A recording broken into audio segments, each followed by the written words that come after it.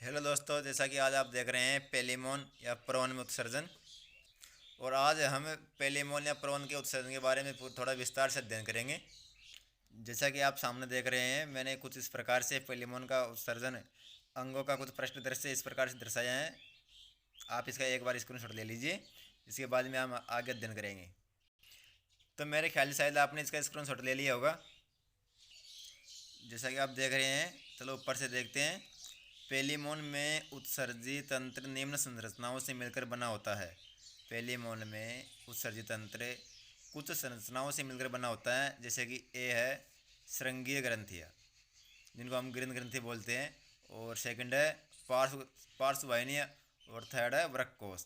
इन तीन ही संरचनाओं से मिलकर प्रोन की या पेलिमोन की उत्सर्जन तंत्र बना होता है। चलो इनके बारे में विस्तार से पढ़ते हैं। सबसे पहले पढ़ते हैं श्रृंगी ग्रंथि या ग्रीन ग्रंथि के बारे में। जैसा कि आप देख रहे हैं, पेलिमोन में उत्सर्जन के लिए मुख्य रूप से कुछ ग्रंथियाँ पाई जाती है, जिन्हें ग्रीन ग्रंथि कहते हैं। हम सबसे पहले पढ़ रहे हैं ग्रीन ग्रंथि के बारे में, क्योंकि ग्रीन ग्रंथि पेलिमोन के उत्सर्जन में बहुत ही महत्वपूर्ण भूमिका निभाती है। अब इसमें नोट करके कुछ लिखा है। संघ आर्थ्रोपोडा के वर्ग क्रस्टेशिया में उत्सर्जन के लिए कुछ ग्रंथियाँ होती है। संघ आर्थ्रोपोडा के वर्ग होता है क्रस्टेशिया, उत्सर्जन के लिए कुछ ग्रंथियाँ होती है, जिसे श्रृंगीय ग्रंथि या ग्रीन ग्रंथि कहते हैं। अब जैसे जैसे आप इसको देख रहे हैं, आप जैसे जैसे आप स्क्रीनशॉट ले सकते हैं और आप एक अच्छा खासा नोट्स बना सकते हैं। ये आपके एग्ज़ाम में, मतलब कंपटीशन एग्ज़ाम में भी बहुत ही भूमिका, जैसे नीट हो गई, पीएमटी हो गई, ऐसी बड़ी बड़ी हाई लेवल की जो एग्ज़ाम होती है उनमें आता है टॉपिक। तो लोग श्रृंगी ग्रंथि या ग्रीन ग्रंथि के बारे में और थोड़ा विस्तार से पढ़ते हैं। प्रोन में एक जोड़ी उत्सर्जी ग्रंथियाँ जो श्रृंगा के कोक्सा में पाई जाती है। प्रोन में एक जोड़ी उत्सर्जी ग्रंथियाँ पाई जाती है जो श्रृंगिका के कोक्सा में पाई जाती है। प्रत्येक ग्रंथि मटर के दाने के बराबर अपारदर्शी रंग की होती है।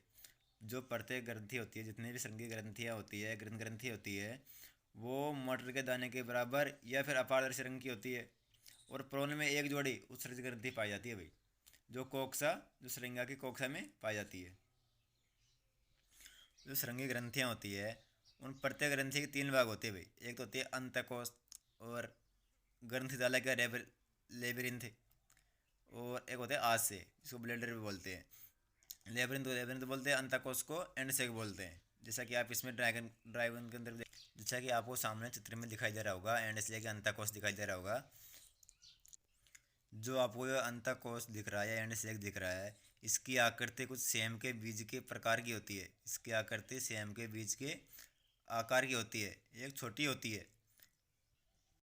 जो एंडसेक होता है या अंतःकोश होता है, यह कहाँ स्थित होता है? लेबरिंथ ग्रंथि के अंदर या बीच में स्थित होता है। अंतःकोश लेबरिंथ ग्रंथि के अंदर स्थित होता है।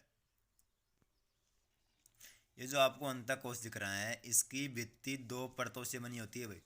ये अंतःकोश की भित्ति है या एंड सेक की भित्ति दो परतों से बनी होती है।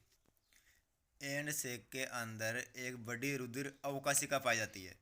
जो अंतःकोश होता है, उसके अंदर एक बड़ी रुधिर अवकाशिका पाई जाती है, और इसकी भित्ति दो परतों की बनी होती है। एक की परत जो होती है इसकी भित्ति की, तो बाहरी मोटी परत संयोजक की बनी होती है।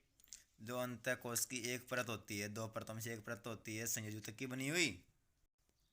जो संयोजक की बनी होती है, उसके अंदर उनकी ही रक्त जालिकाएं पाई जाती है। तो दूसरी आंतरिक पतली परत होती है, इसमें बड़ी उत्सर्जी उपकला कोशिकाएं पाई जाती है। दूसरी जो पतली भित्ति होती है, परत होती है, इसमें उत्सर्जी उपकला कोशिकाएं पाई जाती है। इस कोशिकाओं का केंद्रक बड़ा होता है तथा कोशिका द्रव्य में महीन कणिकाएं पाई जाती है। जो कोशिका द्रव्य होता है एंडसेक के अंदर, उनमें महीन कणिकाएं पाई जाती है। और इसके बाद ही आता है लेबिरिंथ, जो आप सामने देख रहे हैं चित्र में। लेबिरिंथ आपको दिखाई दे रहा होगा, मेरे ख्याल से आपने स्क्रीनशॉट ले लिया होगा। और अभी तक आपने हमारे चैनल को सब्सक्राइब नहीं किया तो आप जल्दी जल्दी हमारे चैनल को सब्सक्राइब कर दीजिए, जिससे कि मैं आपके लिए बहुत ही इंपॉर्टेंट और अच्छी खासी वीडियो और बना सकूँ। जो आपको लेबिरिंथ दिख रहा है, वह अंतःकोश के बाहर की तरफ पाया जाता है। अंतःकोश के बाहर की तरफ पाई जाने वाली संरचना को लेबरिंथ कहते हैं। और अंतःकोश से थोड़ा आकार में बड़ा भी होता है। लेबरिंथ अंतःकोश से आकार में बड़ा भी होता है, जैसा कि आपको सामने चित्र में दिख रहा होगा। इसमें जो आपको बहुत सारी कुंडलित नलिकाएं दिख रही है, यह उत्सर्जित नलिकाएं होती है।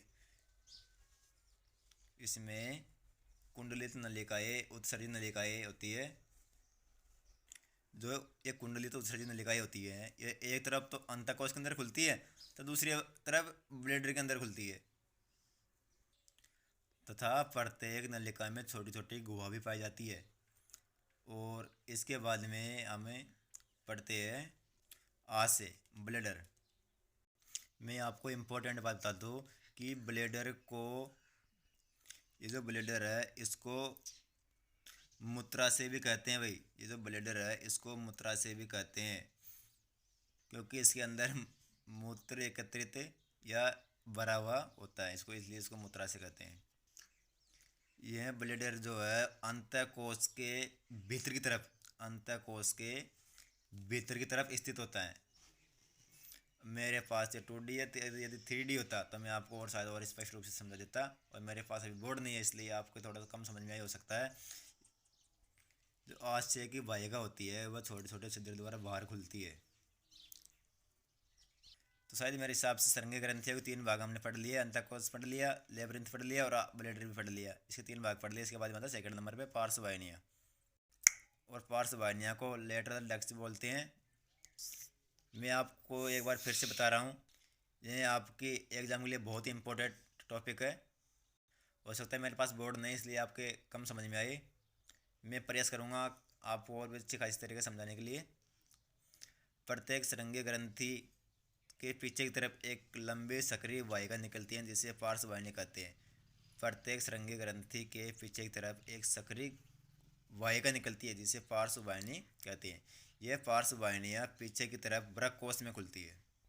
ये जो आपको वृक्क कोश दिख रहा है, इसके अंदर पार्श्ववाहिनियाँ पीछे की तरफ, इसके अंदर की तरफ इसके अंदर आके खुलती है। और पार्श्ववाहिनी के बाद में हम पढ़ते हैं वृक्क कोश के बारे में, जिसको रेनल सैकी बोलते हैं। जो आपको सामने दिख रहा है इसको वृक्क कोश रेनल सैकी बोलती हैं। यह एक थैलीनुमा संरचना होती है या तुम्बिकाकार होती है। या तो ये थैलीनुमा होती है या तुम्बिकाकार होती है। यह जठरागम आमाशय के ठीक ऊपर तथा कैरापेस के ठीक नीचे स्थित होता है। इसकी भित्ति पतली होती है। यह वृक्क कोश पीछे की तरफ जननांग तक फैला रहता है। इसके अंदर देख सकते हैं। और इसके बाद में हम पढ़ते हैं उत्सर्जन कार्य की। प्रोन की संघीय ग्रंथियाँ जटिल वृक्कों के समान संरचना होती है। यह रक्त में से अपशिष्ट पदार्थों को अलग करती है। यह अंतःकोश द्वारा अमोनिया के यौगिक, यूरिक अम्ल व अन्य पदार्थों को अलग किया जाता है इनके द्वारा। ये ग्रंथियाँ उच्च श्रेणी के जंतुओं के वृक्कों की तरह कार्य करती है। ये ग्रंथियाँ उच्च श्रेणी के वृक्कों की तरह जंतुओं की तरह कार्य करती है। इनके द्वारा अलग किए गए उत्सर्जित पदार्थ लेबरिंथ में आते हैं। ये ग्रंथियाँ प्रासरण नियमन का भी कार्य करती है। उपयोगी पदार्थों का अवशोषण कर शेष से उत्सर्जित पदार्थों को आशय में एकत्रित किया जाता है तथा वहाँ से वृक्क के छिद्र द्वारा बाहर निकाल दिया जाता है। आप इसका स्क्रीनशॉट भी ले लीजिए। मेरे को थोड़ा टाइम कम है इसलिए, और थोड़ा वीडियो लंबा हो जाएगा इसलिए मैं इसको थोड़ा स्पीड से बता रहा हूँ। तो मेरे ख्याल से आपको शायद मेरा वीडियो पसंद आया होगा। और यदि मेरा वीडियो आपको पसंद आए तो अरे यार एक लाइक, एक सब्सक्राइब कर दो यार, जिससे कि मैं आपको अच्छी तरह से बोर्ड भी समझा सकूँ, क्योंकि मेरे पास अभी बोर्ड नहीं है। यदि आप लोगों का सपोर्ट ऐसा बना रहेगा तो मैं आपके लिए और भी अच्छी अच्छी वीडियो बनाता रहूँगा।